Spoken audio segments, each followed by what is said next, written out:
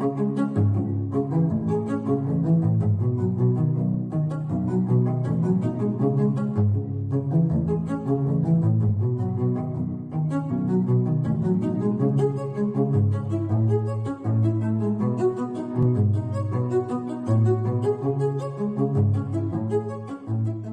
tal? Muy buenas noches, soy Héctor de Mauleón, le agradezco que nos acompañe nuevamente en una emisión de El Foco.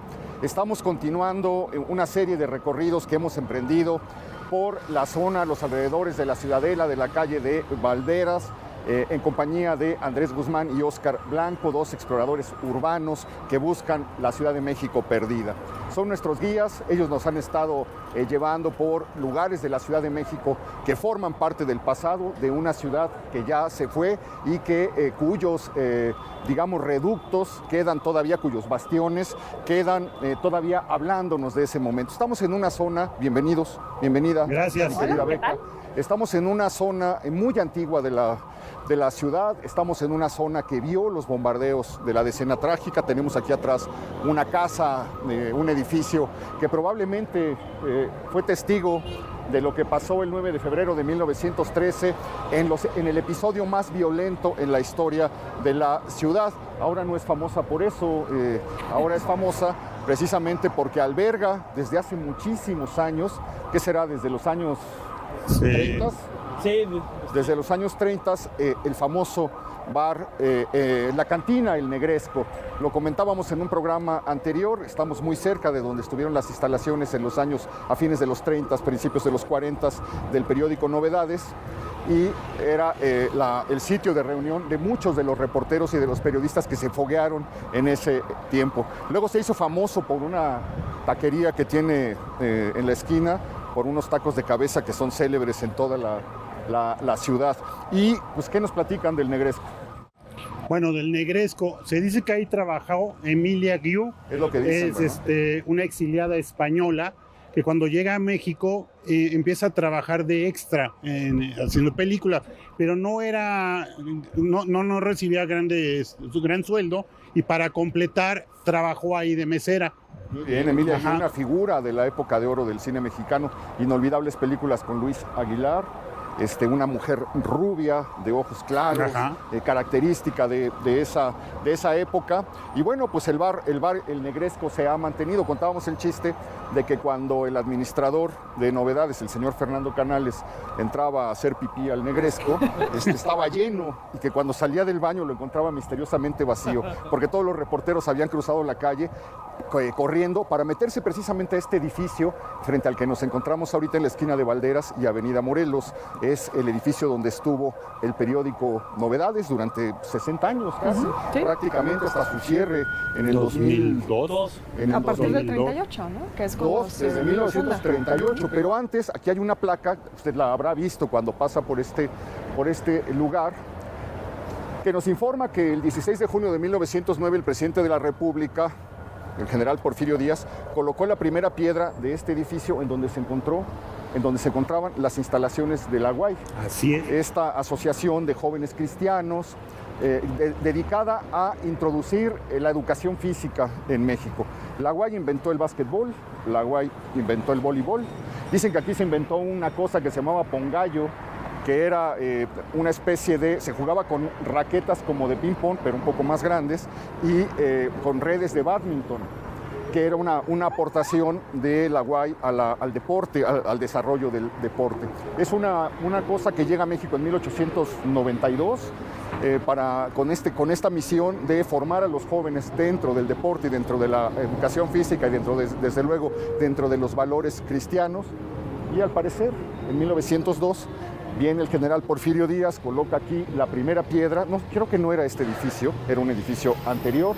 Me parece que este edificio, es que hay un problema con estos edificios y hay un problema con el arquitecto al que se le atribuye, que es Thomas Gore, ¿no? Sí, Thomas Sinclair, que por cierto es un arquitecto que hizo cosas muy interesantes. Hizo también el otro edificio que vamos a ver, que ese es ya de mujeres, de la WYCA, pero también hizo el edificio Condesa, el edificio Condesa y el Hotel Génova. El Hotel Genève. Bueno, Sí. Y también hubo otro edificio que estuvo en el eje central de artículo 123, que fue como primer rascacielos, decían, el edificio de la hoja de lata.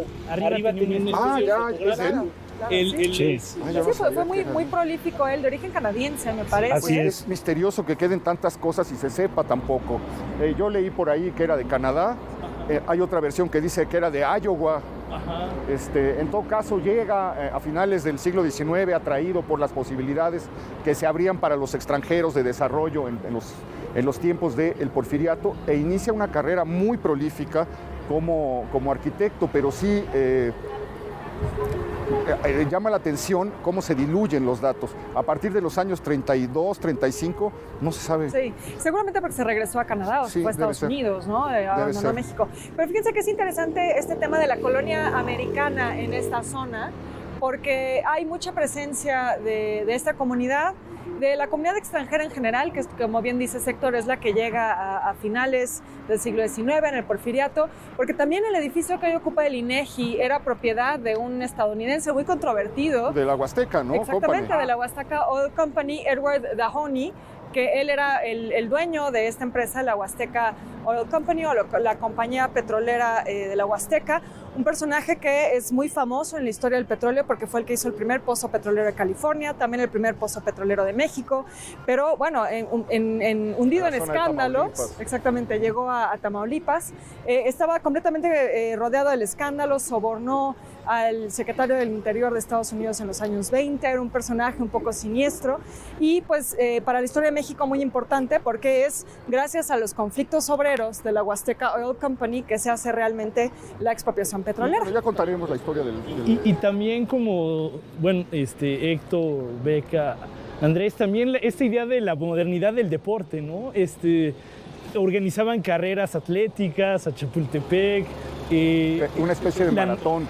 Una especie de maratón, sí. Las competencias de natación. O sea, fue una idea moderna y también se introdujo el tema del frontón, que en esta zona veremos más muy adelante. Cerca. Es que se juntan muchas cosas. Bueno, estamos hablando de un edificio que además se quemó.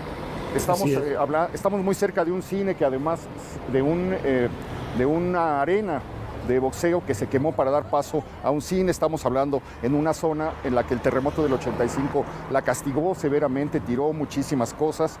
Estamos en una zona muy especial. Pero yo quisiera, vamos a caminar un poquito aquí, bordeando el edificio yo también, Héctor, de Novedades. Ustedes que han recorrido periódicos, revistas, pues también aquí está el suplemento, ¿no? No, bueno, mi respeto. Bueno, sí, Fernando Benítez, ¿no? Ajá, a cargo. El icónico. Sí, aquí se funda, me parece que el año es 1949.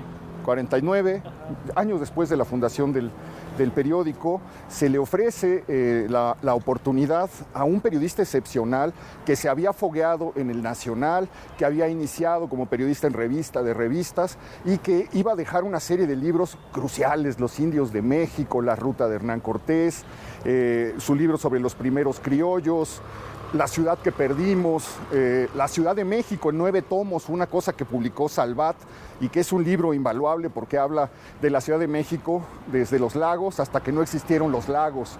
Y es nada más y nada menos que el gran periodista cultural Fernando Benítez quien lanza en este edificio el suplemento México en la Cultura. Es la primera vez, en el suplemento del Universal Ilustrado, muy cerca de aquí, hubo una explosión de la cultura como no se había visto jamás en el periodismo mexicano. Y yo creo que el siguiente paso, el siguiente escalón que se da, ocurre aquí en este edificio, donde aparece México en la Cultura y se convierte en el suplemento de referencia, donde además los escritores son tratados por primera vez como estrellas de cine. Es decir, como veías las marquesinas del cine anunciando las películas de Clark Gable, aquí Fernando Benítez anunciaba las crónicas de Monsiváis, las entrevistas de Poniatowska, las reseñas de José Emilio Pacheco, por aquí pasaron Octavio Paz, Alfonso Reyes, Salvador Novo. Tuvo varias épocas el Novedades.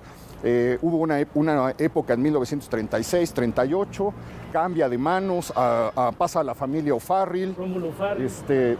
pero encuentra aquí su momento culminante. Luis Espota escribe aquí. Juan Rulfo también, Carlos Fuentes. Juan Rulfo, Fuentes. Y muchos artistas visuales también, ¿no? Cuevas participa, Y Vicente Rojo lo diseña. Exacto. Juan García Ponce también. Juan García sí. Ponce es una de las plumas. Lo que ocurre aquí es cambia para siempre la cultura del medio siglo mexicano y concentra a un grupo que sería conocido como la mafia por las malas lenguas, porque pues lo consideraban un grupo cerrado, que se cuidaban y se daban palmaditas unos a otros. Lo que dicen siempre las malas lenguas se dijo aquí del Suplemento México en la Cultura. Y también, Héctor, bueno, aquí Rómulo Farril fue un empresario de automotriz y de medios, y recordar que él obtiene la concesión del Canal 4, XHTV, y que empieza a transmitir en 1950 del auditorio de la Lotería Nacional. Y la primera transmisión en forma es con el mensaje del presidente Miguel Alemán, que es la modernidad en 1950. Entonces, Novedades estuvo asociado a los medios de comunicación, claro. Mucho más adelante las famosas campañas de suscripción. Se funda la editorial Novaro. Sí.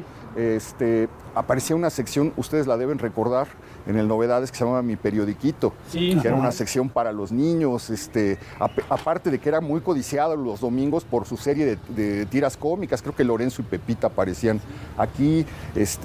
Había una serie de clásicos y de cosas que hacían que fuera un periódico muy atractivo. Y también para las amigas, los amigos que nos ven, pues aquí nació el asombroso Hombre Araña, no sé si te acuerdas, que era de Novedades Editores. Porque sacaron su serie de historietas, exacto, EN. Exacto, el primer número fue el 30 de abril de 1980, duró 14 años. 80. El 30 de abril, no, es que antes la prensa hizo el Hombre Araña también, Ajá. el sensacional Hombre Araña, okay, que fue del 63 al 73. No, pero la editorial Novaro publicaba La Pequeña Lulú, publicaba El Llanero Solitario, publicaba todo lo que encontrabas casi en los puestos de periódicos, venía de la editorial Novaro. De hecho, también se lanzó a la publicación de libros que luego distribuían en las farmacias. Era muy raro ese México. Hay una foto extraordinaria de cómo era esta esquina, digamos, en los años en los que se funda el edificio de Stadistic, ¿no?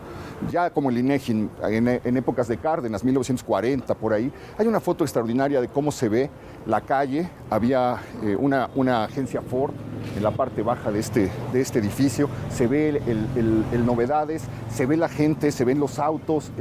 Vale muchísimo la pena contrastarlo porque uno ve, como diría Fernando Benítez, la ciudad que perdimos aparece en este lugar. Y bueno, pues ahora el sucesor, digamos, de lo que ocurre periodísticamente en esta esquina es el periódico Milenio, que compró las instalaciones por ahí del año 2000. No hay que olvidar que aquí José de la Colina publicó el suplemento El Semanario en los últimos años del siglo XIX, del siglo XX, perdón. Parece el siglo XIX. ¿Ya? Parece tan lejano. En los últimos años del siglo XX, el gran maestro José de la Colina dirige durante muchos años el semanario, donde se da otra promoción de escritores formidables, y ahí se empieza un poco a morir la tradición del suplemento cultural en México. Curiosamente, hoy solamente hay un suplemento, digamos, pujante, vibrante, que da que decir, que uno puede leer con interés, porque los otros pocos que quedan son realmente cadáveres momificados de lo que fueron los suplementos, y es precisamente el suplemento que el maestro José Luis Martínez hace aquí en el periódico Milenio, que es el suplemento Laberinto. Entonces es muy interesante cómo la esquina guarda esa tradición periodística. No cambia. No cambia. No, pues no, como siempre dice Héctor, la ciudad tiene memoria, ¿no? Vamos a ver muchos ejemplos de cómo la ciudad conserva su memoria y nos cuenta cosas a lo largo de este recorrido. Pero pues ahí tenemos enfrente un edificio que vale la pena cruzar la calle, acercarse. Ya están los grabados, no son grabados, son los relieves. Son los relieves. Sí. Ya están bastante dañados. José Luis Cordero. Así es, sí. Vamos a atravesarnos para verlos. No se vaya, acompáñenos.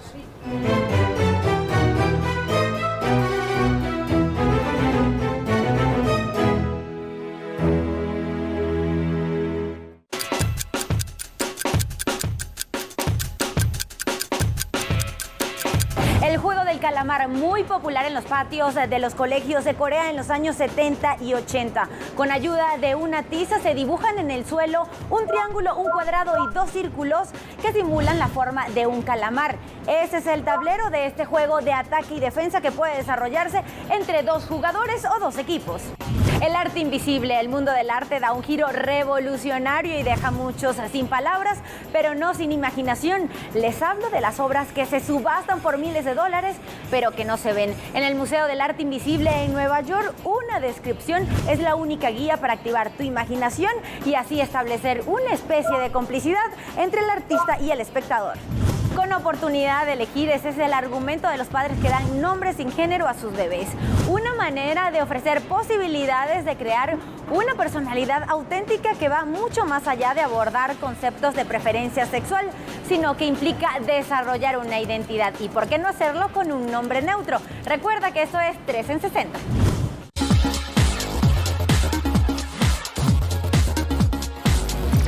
No se puede tapar el sol con un dedo, por eso hoy vamos a descubrir algunas señales para reconocer una relación de pareja violenta. No importa el tipo de relación que tengas, si descubres alguna de estas características tienes que dar un paso atrás. Recuerda que tú y yo estamos interactuando a través de la modalidad instantánea, donde tú me escribes y yo te contesto.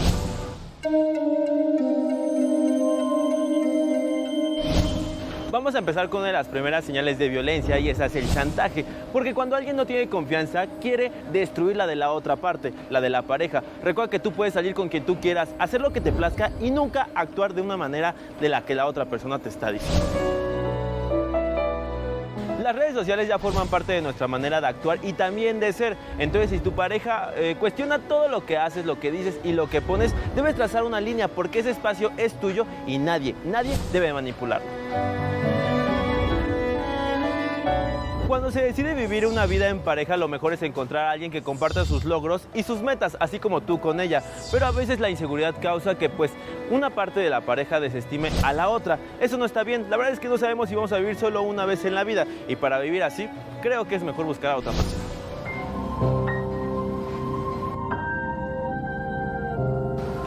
Cuando se está empezando una relación, las dos partes se están conociendo y ahí es cuando tienes que reconocer si las bromas o los comentarios pueden lastimarte, porque a veces no son compatibles las personas y esto pasa. Si esto llegara a suceder, tienes que decir siempre que no te molestó. Si esto no cambia, tienes que buscar a otra persona. No somos perfectos y no siempre estamos de la parte lastimada, sino la que lastima, y eso lo tenemos que cambiar por una simple razón. Ya estamos en el siglo XXI. Tú y yo estamos interactuando a través de la modalidad instantánea, donde tú me escribes y yo te contesto. Yo te veo en otro descubrimiento.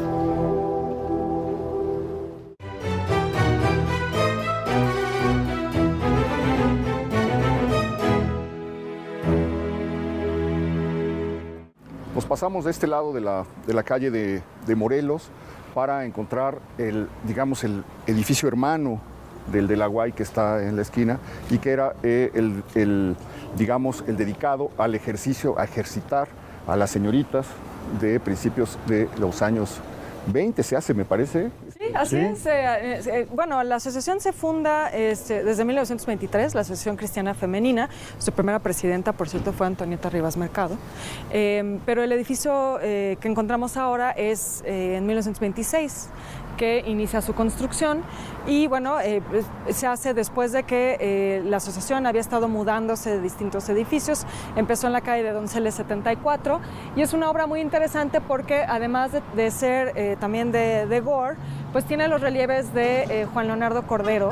Es Juan Leonardo Cordero. Así es, sí, habíamos cometido un error hace ratito. José Luis. Pero es José Cuevas el ingeniero responsable y Juan Leonardo Cordero. Así es, sí. Y es muy interesante la figura de Cordero, un poco olvidada ya, pero él es nieto del pintor Cordero del siglo XIX, Juan Cordero. Entonces, bueno, viene de una gran herencia artística y aquí, bueno, ya vemos una cosa totalmente distinta a lo que hacía su abuelo, ¿no? Aquí ya es como plenamente moderno, es art déco, es geométrico y tiene estos alusiones al mundo prehispánico que también es muy interesante porque por ahí vemos combinadas imágenes de mujeres haciendo deportes en los años 20 con figuras mayas también haciendo deportes, ¿no? Está cumpliendo un siglo este edificio.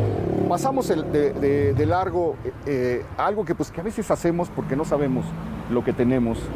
no sabemos lo que significan las cosas y pues precisamente por eso me parece que no las valoramos o no las cuidamos. Esto no estaba hace poco, apareció ya encimado pues algo que finalmente forma parte del patrimonio, forma parte de la memoria del país. Es la manera en la que yo creo que se empiezan a ir las cosas, ¿no? Sí, y bueno, hay que recordar que además es un edificio al que le ha costado mucho trabajo su conservación. Estuvo pues en muy malas condiciones. En 1997 inicia un proceso de rescate. Ya en 2003 se vuelve a reinaugurar, comienza un proceso de remodelación de todo el deportivo. Se hace el hostal, que también es muy famoso por tener su hostal. Entonces, bueno, es un edificio que ha batallado un poco con esto ya desde hace varias décadas. Claro, oye, y qué interesante ese tipo de marquesina que nos habla también de otra época, ¿no? Nos habla de otros años. De los diseños, ¿no? Del diseño, sí. Bueno, y es interesante, hay ciudades, por ejemplo en España, ahora hay todo un movimiento, y en Portugal, de conservar esos, llamándolo patrimonio gráfico, para que no se pierdan, ¿no? Y creo que es una idea muy bonita. La alberca todavía sigue, ¿no? Sí, todas las instalaciones funcionan, así es. Lo que creo es que ya no es solo para uso de mujeres, ¿no? Creo que ahora ya es de uso mixto. Sí, bueno, ahí hay un anuncio también incluso de voleibol mixto, que ya es todo un acontecimiento para tratarse del edificio en el que Pero sí, un edificio medio olvidado un poco, ¿no? Sí, está también en una zona que creo que no le ayuda, ¿no? Deteriorado durante mucho tiempo. La calle que sigue fue, digamos, un refugio de personas en situación de calle. Eso fue deteriorando un poco todo lo que ocurría alrededor. Quedó tocadísimo desde el terremoto de 85. Es una zona que no ha logrado levantarse o que no recuperó la vida que tenía.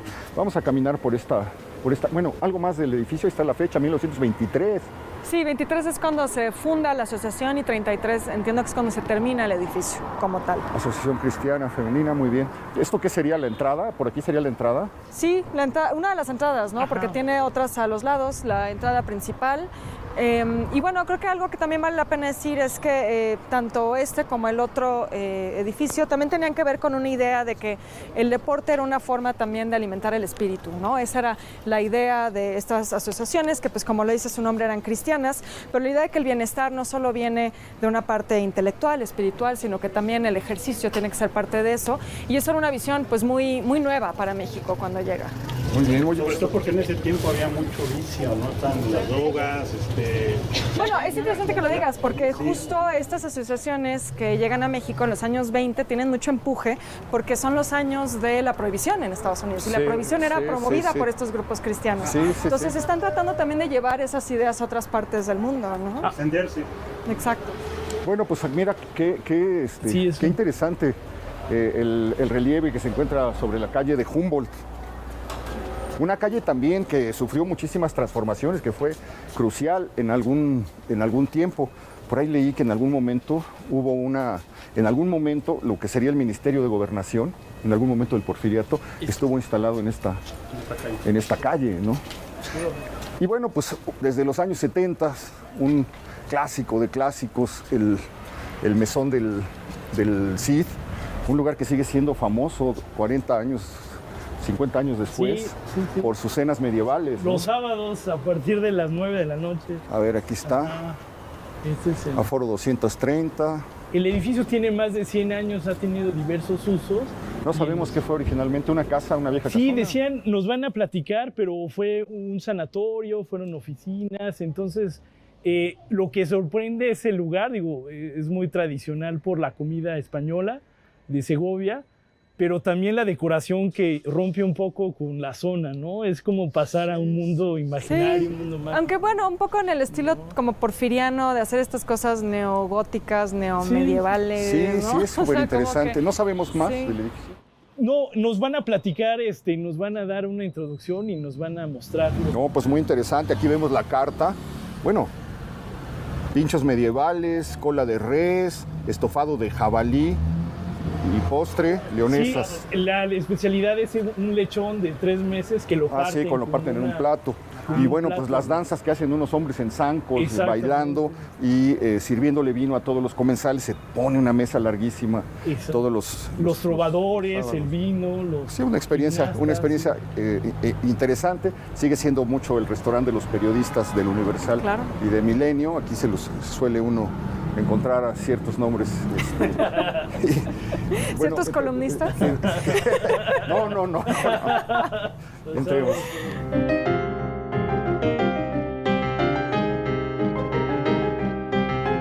Pues esta es la parte. Adelante. La decoración, ¿no? Sí, los letreros. Adelante. Las letras, ¿no? También. Pues estamos en la parte interna. Ahí viene Alex, nos iba a platicar un poco de este espacio. ¿Qué tal? ¿Cómo estás? Pues Pasamos aquí para acá. venimos. ¿Cómo estás? Bienvenido, señor. ¿Cómo estamos, Alex? ¿Qué tal? Beca. Alex, ¿cómo estás? Bienvenido. A ver, vamos para este lado. Adelante. Por favor, Beca. Ay, gracias.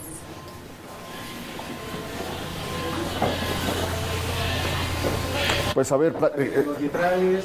acá en los vitrales, sí, podemos comentar esto, pero ¿por qué no nos platicas un poquito de la historia del lugar? Si se sabe algo de lo que era esta casa antes. Antes era, bueno, empezamos, era una casa tradicional. Era una casa tradicional, después fue un hospital terapéutico. Y desde hace 50 años, ya casi Desde 51 el años, 72, ¿no? Del año 72. del 72 en adelante, restaurante. Aquí vino el señor Cándido, iniciador, señor Luis Marcet. Están aquí nuestros. El famoso chef, ¿no? Luis Marcet, que fue el iniciador, y el señor Cándido vino a inaugurar aquí el restaurante. Oiga, ¿y qué anécdotas nos cuenta de la historia de este lugar? ¿Qué ha ocurrido? tenemos muchas. ¿Quiénes son sus clientes más Pues famosos? tenemos de todo, A ver, platíquenos un poco. Artistas, Lucía Méndez, Juan Gabriel, Vicente Fernández, o sea, de todo. Muy bien. Políticos. Y muchos periodistas, ¿no? Por la zona, Sí, ¿no? comentábamos los periodistas. Como han visto, la zona se ha ido Decayendo un poco. ajá, Ujú. por lo mismo, porque conflicto de marchas, Sí, la calle está muy abandonada, ¿no? La calle de Humboldt. pero Lleva muchos la años. gente sigue viniendo, desde gente que tenemos que yo todavía no nacía y dicen, yo venía hace 50 años. No, pues ya cuando uno lo piensa, si uno piensa que es del año 72, pues, le duró muy poquito la época de bonanza. Me refiero a que, El esplendor, que la ¿no? calle era una calle viva y atractiva, porque llegó el terremoto del 85 13 años después, de manera que ha llevado muchísimos años resistiendo y eso sí podemos decirlo sin perder la calidad Seguimos aquí, señor. de los platillos. Y Sí, también están muy interesantes los vitrales. Tradicional española.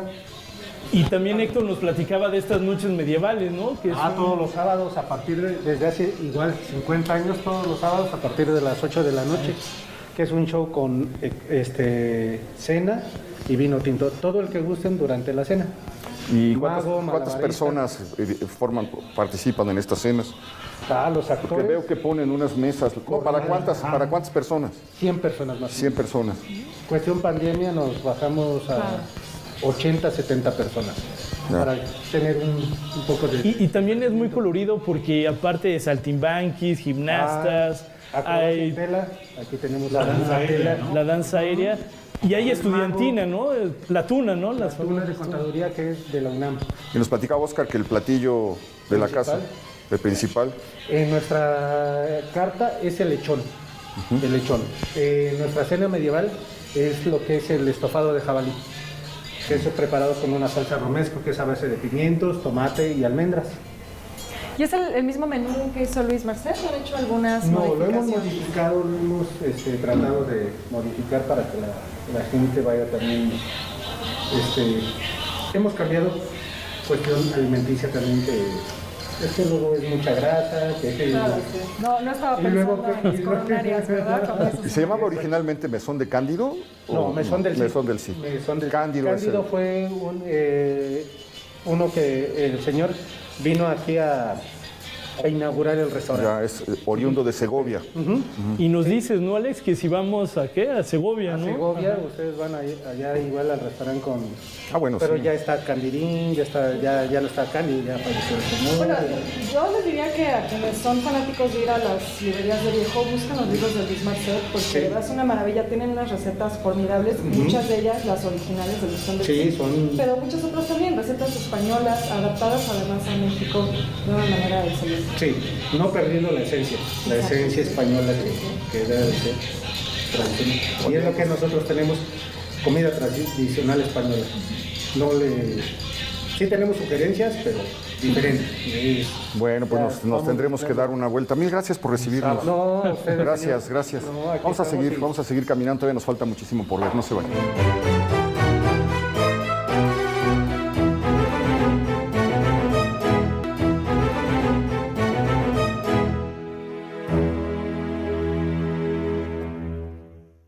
Regresamos a la calle de Humboldt. Vamos a cruzarnos un poco para poder apreciar mejor y darnos una idea de cómo fue la atmósfera, de cómo fue el ambiente, de todo lo que hubo en los momentos de esplendor de esta calle. O sea, cuando esto era nuevo, ha de haber sido una cosa extraordinaria poderse meter por estas calles. Mucha gente tuvo aquí oficinas, tuvo viviendas, etcétera, y pues estamos hablando ya prácticamente de 40 años de abandono, que es lo que se respira cuando uno camina por aquí, todavía lo que falta. Pero encontramos un edificio muy interesante aquí. Sí, el edificio Humboldt, ¿no? Sí, el edificio Humboldt estuvo abandonado muchos años. Como Beca, bueno, nos recordabas de Thomas Sinclair Gore, y pues fue un milagro que se recuperara porque tuvo distintos usos, fue supermercado. O sea que se aventó 3 edificios en una cuadra. Sí, ¿Cómo habrá estado es eso? Desde luego le dieron lo de la Guay. Sí, un arquitecto que empezó se empezó a vincular mucho, sobre todo a la comunidad americana, la comunidad británica, que tenían lana, estaban haciendo inversiones aquí, estaban construyendo cosas. Él puso unas especies de courts que se llamaban Gore, y era donde estaba el Hotel Genève, que después es donde se vende el primer sándwich que se hace en México, es donde Porfirio Díaz va a desayunar el 20 de noviembre de 1910, sin imaginarse la tormenta que se le venía encima. Pero bueno, él es el autor de ese hotel suntuosísimo para esos primer años, como hotel colonia, moderno, ¿no? En la colonia más elegante, con un invernadero, con lugares para comer. Ahí están las imágenes, ¿no? De un sitio bellísimo. Y bueno, pues le toca levantar también este edificio. ¿Por qué quedó abandonado, sabemos? Pues fue el desuso, la zona empezó a palidecer, y también fue después del sismo que quedó pues dañado, no dañado, pero afectado, y fue una zona muy lúgubre, pues poco iluminada, y también había gente en situación de calle. Y un dato curioso, que parece que Laborde es uno de los que están en este proyecto de renovación, de rescate, y están emparentados con Sergio Iturbide, que creo que fue su tío bisabuelo. Iturbe, ¿no? La familia Iturbe, que es la que rescató los palacios coloniales. Ajá, de Miravalle y la casa de los Azulejos. Sí, Francisco Iturbe. Exactamente. Es un personaje también olvidado, que se dedicó a coleccionar obras de los pintores de la escuela mexicana, fue su mecenas. Mecenas de Orozco y de Rodríguez Lozano, ahí nomás, ¿no? Y luego se retira haciendo una colección amplísima que le dona al Munal, y estaba yo viendo que ya nadie le rinde homenaje, es decir, a veces presentan las piezas que formaron parte de su colección sin darle crédito, sin decir de dónde vienen, porque nunca se han expuesto o no se han expuesto en 50, 60 años. Él muere en 54 o 57, ¿no? Como la colección. Entonces es un personaje que se diluye, pero gracias a él tenemos el Samos de los Azulejos, gracias a él tenemos Santiago Calimaya, Miravalle. Su familia se dedicó a comprar los viejos palacios que ya estaban a punto de caerse, y gracias a eso los salvamos. Y él a pedirle a los grandes pintores que hicieran murales en estos edificios. Le da chamba a Orozco en Sanborns cuando estaba de capa caída, al mismo Montenegro. y a Manuel Rodríguez Lozano, que ustedes han comentado que es de las pocas obras, ¿no? En el downtown es de los pocos murales que hace él, ¿no? El Lo que hoy es el Holocausto, ¿no? downtown. La Ajá, famosa. exacto. Y bueno, lo que creo que también vale la pena señalar ahora que estamos recordando a este arquitecto olvidado es que nada más recorriendo estas cuadras vemos como su rango, ¿no? O sea, las cosas de las que este hombre era capaz, realmente es increíble que no sepamos más de él, porque aquí lo vemos en un estilo neocolonial, totalmente distinto a lo que habíamos visto en los otros edificios. Creo que eso también podría hablar de su éxito, ¿no? Es un arquitecto que sabe adaptarse a las modas, a los gustos del cliente, de los tiempos, y pues es una pena que haya tan poquita información biográfica sobre él. Bueno, pues ya nos estamos entrando, estamos metiéndonos en la zona negra, A la boca del lobo. a la boca del lobo de este rumbo. Vamos a llegar a una calle pues que sí quedó completamente devastada y que fue una calle vivísima. Estamos acercándonos precisamente a la calle de Iturbide. Pues de las calles más afectadas, ¿no? Del sismo. Totalmente, totalmente golpeada. Mira, aquí está la tipografía del edificio Humboldt. Qué bonita entrada. Sí. Es que le toca, él llega en el veintitantos, ¿sí? No, creo que llega todavía en el Porfiriato. Llega todavía en el Porfiriato. Pero esto sigue construyendo. Es como de los pocos que pueden sobrevivir el cambio. Sí, ¿no? sí. De hecho, aquí empieza a desarrollar, ya empieza a incursionar en los interiores, en el estilo del arte. Porque este es de los 20, ¿no? Sí, de los años 20. Uh-huh. Bueno, Es contemporáneo el Gaona. Exacto. Sí.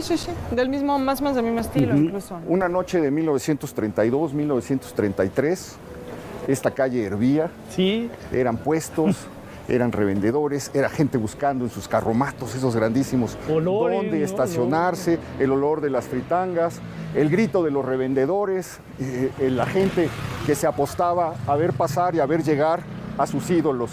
Estamos en la calle donde nace, por decirlo de alguna manera, los primeros dos grandes ídolos del boxeo mexicano, que son el Chango Casanova y que es Kid Azteca. Y estamos en la calle en la que nace la primera leyenda de la lucha libre, que debuta en una arena que vamos a acercarnos a ese lugar, que estuvo aquí a media cuadra, en donde luego estuvo el cine Palacio Chino y se llamó la Arena Nacional. Enmascarado fue precisamente la Maravilla Enmascarada, el primero que sube a un ring en México con una máscara, y lo traen Salvador Luterot y Jimmy Fitton.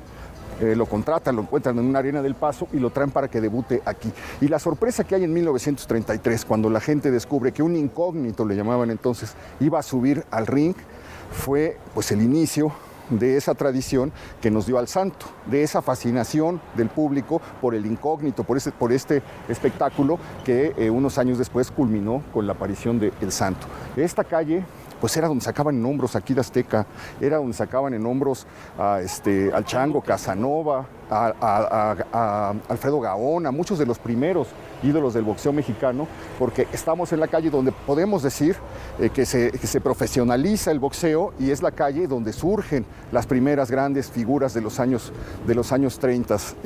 Es un lugar llamado la Arena Nacional, que estuvo precisamente en donde hubo un frontón nacional anteriormente. Entonces vamos viendo las transformaciones de la calle, pero pues sí fue una calle totalmente golpeada por el sismo del 85. Esta cantina está aquí desde tiempos inmemoriales.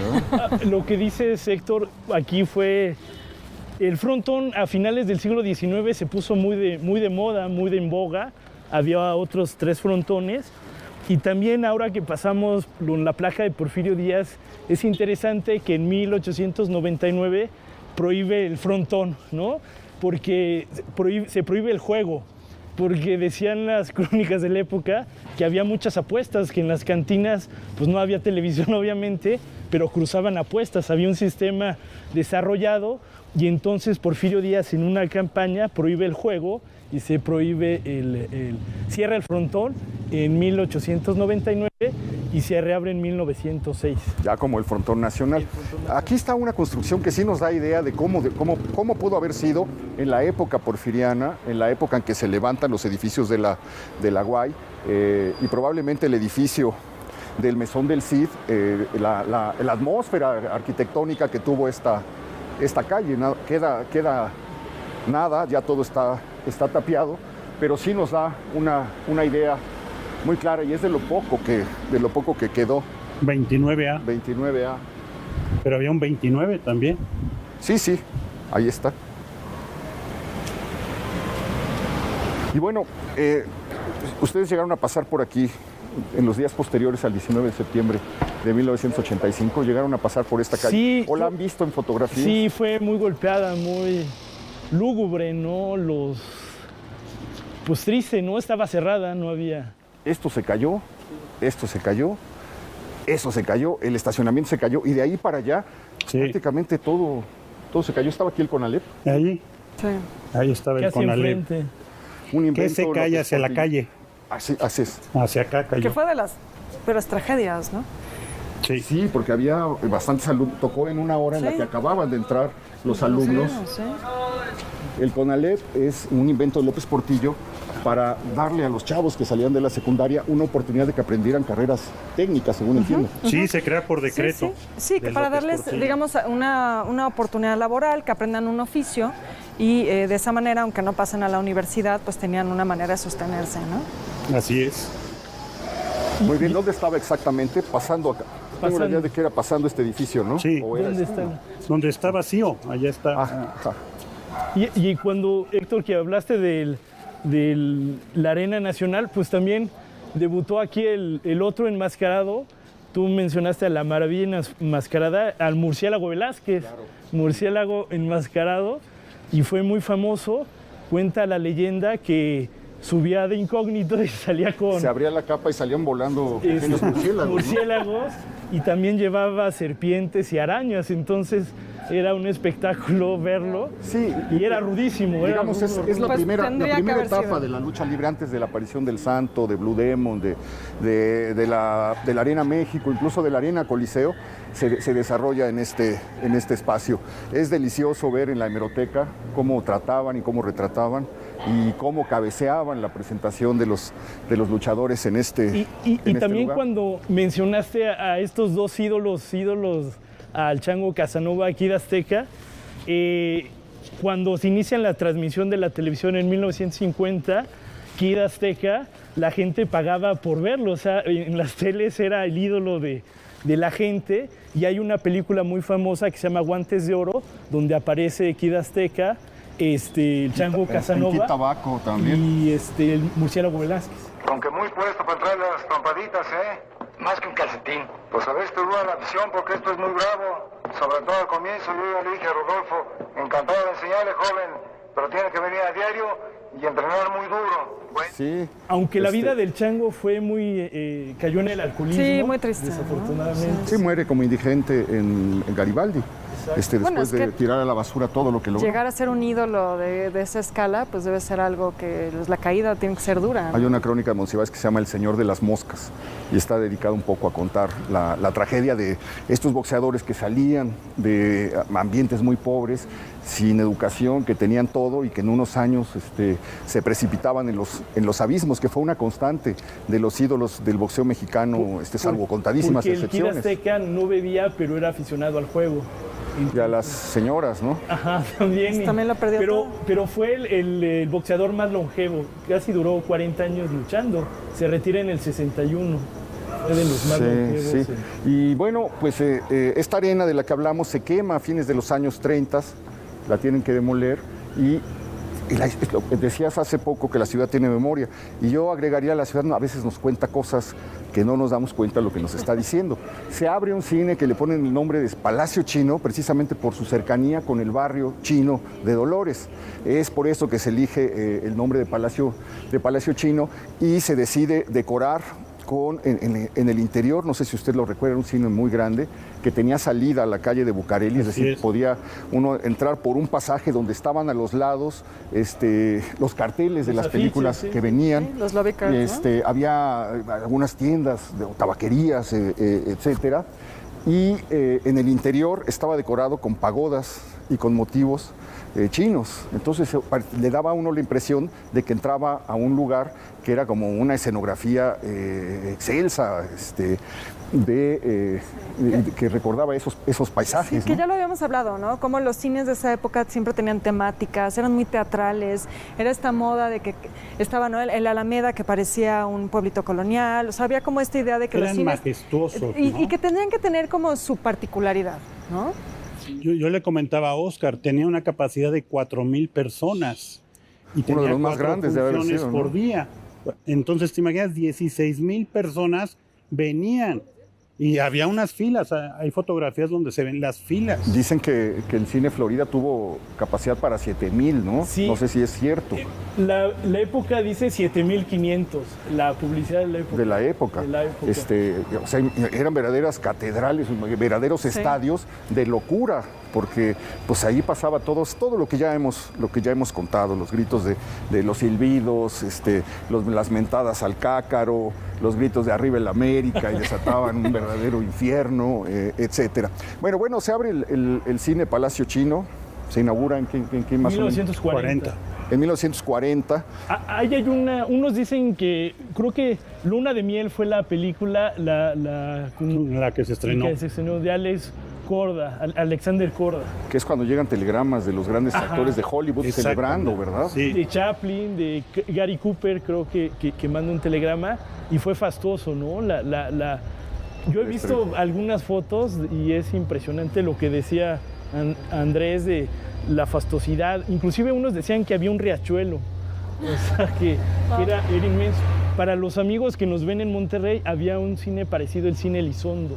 También era con motivos orientales, allá en Monterrey. Okay. Pero pues, era fastuoso, era...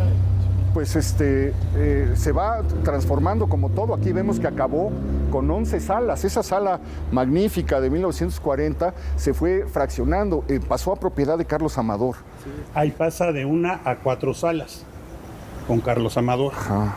Sí, claro. Lo convirtió. Le nombra, lo empiezan a dividir, a los fraccionar. Telecines, ¿no? Los telecines, él tenía, yo creo que Carlos Amador era un genio del marketing porque dirigía el Teleguía, ¿no? Entonces era Teleguía. Claro. El Teleguía es del 52 porque la tele es del 50 y se le ocurrió ponerle Telecine. ¿No? Y luego algo pasaba aquí que tenía que ver con la familia Telerín, ¿o estoy confundiendo? Sí. Creo que pasaban cortos de la familia Telerín, que era una de las características del cine Palacio Chino. Yo me acuerdo de haber venido cuando era Telecine Palacio Chino, eran las películas en tercera dimensión, que enfocaban la imagen, y eso era un acontecimiento nunca antes visto. Y aquí había un Burger Boy en la esquina, me acuerdo que era un pasaje, ¿no? Muy bien, pues fue languideciendo hasta llegar a su cierre a finales de los 90, en el 2000. Sí, 2000 y cachito, ¿no? 2016, sí. Porque luego lo compra Cinemex y lo hace 11 salas. Entonces, pues ya, aunque se conservaban algunos elementos, ya fue otra cosa. Ok, ¿no? Frontón Nacional, Arena Nacional, Palacio Chino, y eso nos lleva un siglo completo.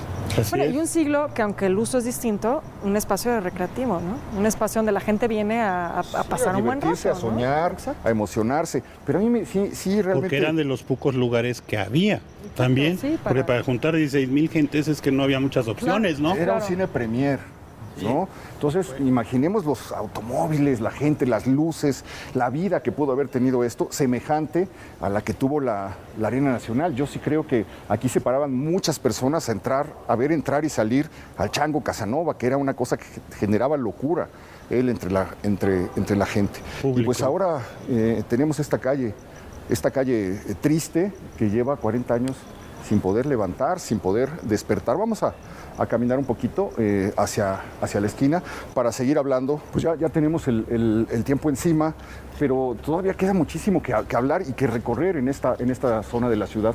Pues aquí vemos un ejemplo de lo que se pensó que podía ser una solución para la vivienda en algún momento. Estos edificios que fueron característicos de los 40, 50 y que pues hoy están completamente abandonados. Y bueno, el periódico, El Universal, que llega a estas instalaciones ya propiamente en 1921, cuando se inaugura la llamada Catedral de la Prensa. Ya hablaremos más adelante si nos damos una vuelta por allá, pero estamos frente al lugar de la tragedia, uno de los mayores desastres, el 19 de septiembre de 1985, la mañana en la que México es azotado por el peor terremoto que se recordaba, pues ocurre precisamente en este lugar. Como decíamos, es el sitio donde estaba el CONALER. Así es, se cae sobre la calle, se recarga hacia acá, quedando pues la mayoría todos atrapados ahí. Se dice que el director o los profesores decían que se quedaran, que guardaran la calma, y fue de las razones por las que pues, todos se quedaron adentro, Un ¿no? centenar de alumnos, ¿no? Sí. Se dice que 120 muertos. Y de aquí salió, platicábamos hace un momento, pues uno de los grandes rescatistas del 85. Así es, Efrén Guadapiña de Cuautla, fue el denominado La Pulga. Él realizó el último rescate aquí de un muchacho, lo sacó el sábado, después de más de 72 horas. Con vida Sí, fue el último sobreviviente que logró salir con vida de acá. No, pues es que no puede uno dejar de pensar en el panorama que se veía en esta calle. Todavía está chueca. Bueno, es que también hay que recordar que, hablando del Universal, esto es la parte más pesada del edificio del Universal, porque aquí se encuentran las rotativas. Sí, sí. Fue una de las calles más que sintieron más el terremoto, ¿no? Hay escenas realmente muy tristes, ¿no? Devastadoras. Y luego lo que se tardó la gente o los rescatistas en quitar los escombros y sacar los cuerpos. No fue una cosa que se hubiera hecho en unas horas. Bueno, porque los primeros en llegar son voluntarios. Hasta por las 10 de la mañana llega la Marina y el Ejército. Y yo lo que he leído es que de la Madrid no dimensionaba la gravedad y no aceptaba la ayuda. Fue hasta el siguiente día cuando llegó las primeras ayudas israelitas y franceses que llegaron acá. Se tardó en aparecer cuando ya la gente le había dado la vuelta y era la propia gente la que estaba quitando las piedras. Estamos a la vuelta del Hotel Regis. Otra foto clásica de aquel día con el reloj detenido a las 7:19.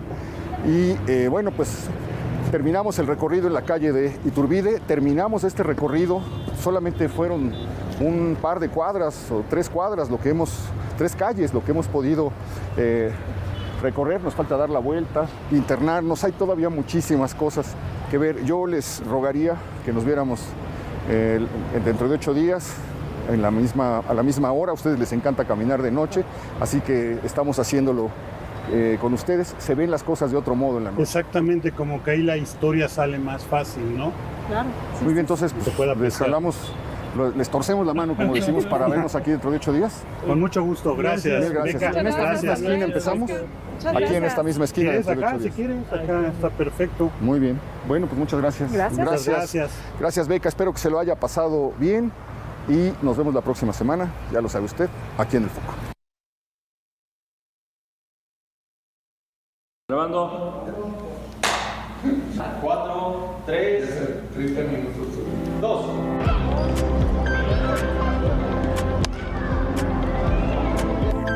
El que trae esa cámara acaba de tirar una casi tira la marca. ¿Grabando?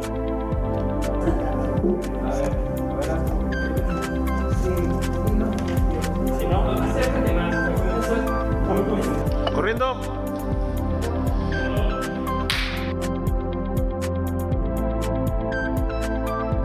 Está corriendo.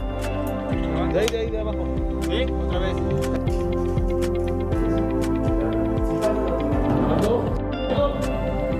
Sí.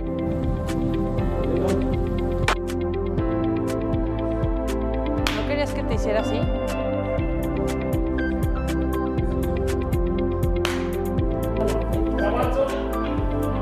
No, todavía no. ¿Qué te dijo? ¿Qué? ¿Listo, Cintia? Vamos, 4, 3, 2. Podría fingir serlo, pero podría realmente serlo. Realmente lo soy. Beto, yo te quiero, tú lo sabes.